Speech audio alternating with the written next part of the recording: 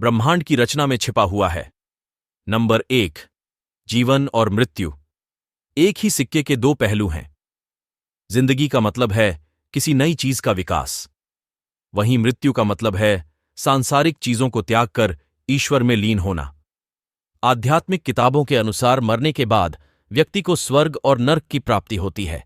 यह व्यक्ति के कर्मों पर आधारित होता है। इस बात की पुष्टि साल 2008 में हार्वर्ड के एक तंत्रिका वैज्ञानिक इबेन अलेक्जेंडर तृतीय ने किया।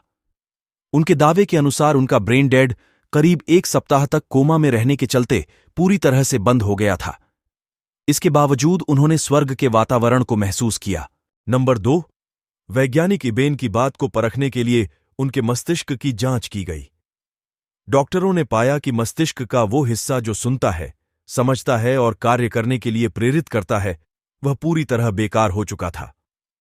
इसके बावजूद इबेन कोमा से जागने के बाद अलौकिक अनुभव की बातें बता रहे थे। ये ईश्वर के अस्तित्व को साबित करती है। नंबर 3, कहते हैं दुनिया में मौजूद सभी छोटे बड़े जीवों की रचना ईश्वर ने ही की। तभी इनका सबूत वर्ष 1725 में जर्मनी एबेलस्टाड पर्वतों पर देखने को मिला। इसमें छिपकली, मेढक, मकद्दी, मछली के चेहरे वाले पक्षी, चांद, सितारों के आकार में कटे हुए कुछ चूना पत्थर मिले थे। उनमें से बहुत से पत्थरों पर हिब्रू, लैटिन और प्राचीन अरबी भाषा में ईश्वर का नाम लिखा हुआ था। इस बात की खोज वर्जबर्ग विश्वविद्यालय की फैकल्टी ऑफ मेडिसिन के डीन जोहान बार्थलोमियस एडम बेरिंग ने की थी। नंबर 4, जोहान के मुताबिक ईश्वर जिस स्वरूप में आकृतियां बनाना चाहता था, उन्हें पहले पत्थर पर उकेरा गया और उसके बाद उनमें जान डाली गई। ईश्वर के अस्तित्व को साबित करने के लिए इनमें से कई पत्थरों को नीदरलैंड्स के टेलर्स म्यूजियम और ऑक्सफोर्ड यूनिवर्सिटी म्यूजियम में भी सहेज कर रखा गया है। नंबर 5, ईश्वर से जन्म और मृत्यु के भी तार जुड़े हैं। इसलिए माना जाता है कि व्यक्ति की आत्मा जब परमात्मा में लीन हो रही होती है, तब उसे सुरंग में से एक तेज रोशनी आते हुई दिखती है। इस बात की पुष्टि बेल्जियम के न्यूरोलॉजिस्ट स्टीवन लॉरिस, जो कि यूनिवर्सिटी हॉस्पिटल, बेल्जियम के कोमा साइंस ग्रुप ने की है। उन्होंने कई मरीजों पर परीक्षण कर पाया कि जब वे मरने वाले थे, तब उनका दिमाग कोमा में जा रहा था। उस वक्त उनके शरीर में सिहरन होती है और उन्हें एक सुरंग में जाने का एहसास होता है।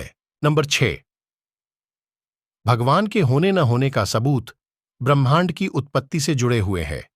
वैज्ञानिकों का मानना है कि महाविस्फोट के जरिए सृष्टि की उत्पत्ति हुई है, जबकि आध्यात्मिक तौर पर ईश्वर की मर्जी के बिना इन चीजों का निर्माण संभव नहीं है। चूंकि वैज्ञानिक आज तक बिग बैंग यानी महाविस्फोट के होने का कारण नहीं खोज सके हैं, इसलिए इसे भगवान का चमत्कार माना जाता है। नंबर 7, भगवान के होने का दूसरा प्रमाण प्रकृति को देखकर भी लगता है, क्योंकि दुनिया में कई तरह के जीव जंतु मौजूद हैं। इनमें इंसान भी शामिल है। इन सब की उत्पत्ति अचानक धरती पर कैसे हुई, इस बात का पता आज तक वैज्ञानिक नहीं लगा पाए हैं, इसलिए इसे ईश्वर की रचना मानी जाती है। नंबर 8, मानव शरीर की संरचना का गठन भी भगवान के चमत्कार के तौर पर देखा जाता है, क्योंकि कैसे एक व्यक्ति का जन्म होता है और वो कैसे विकसित होता है, इन सब के पीछे का साइंस ईश्वर में ही समाया हुआ है। क्योंकि इन ऑर्गेन्स का विकास कैसे हुआ और कैसे एक नन्हे से जीव को जीवन मिलता है, ये सारी गुत्थी अभी तक अनसुलझी है। नंबर 9, आध्यात्मिक रूप से ईश्वर का वास इंसान के अंदर होता है। तभी एक व्यक्ति चाहे तो वो कुछ भी कर सकता है। मगर एक मामूली से इंसान में इतनी ताकत कहां से आती है, ये एक चमत्कार की तरह लगता है।